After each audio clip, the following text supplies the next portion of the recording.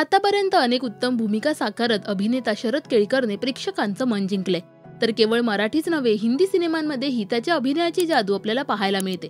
मात्र मराठीत हिरो तयार करण्याची गरज असल्याचं शरदने महाराष्ट्र टाइम्सला दिलेल्या मुलाखतीत म्हटलंय. तान्हाजी या सिनेमाची सर्वाधिक कमाई महाराष्ट्रातून झाली होती.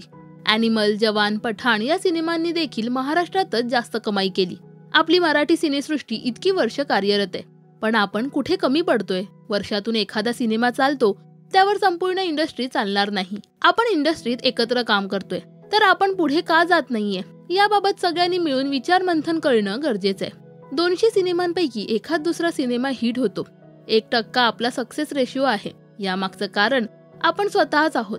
जी साधन सामग्री हिंदी व दाक्षिणात्य सिनेमांना मिळते, ती आपल्याला मिळत नाहीये.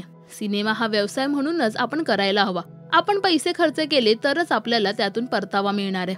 कोणताही व्यवसाय हा जोखीम पत्करल्याशिवाय होऊ शकत नाही. तुम्ही सिनेमा निर्मितीच्या वेळीच विचार करत असाल की आपल्याला इकडून एवढे पैसे येतील, तिकडून सबसिडी मिळेल, मग व्यवसाय मोठा कसा होणार?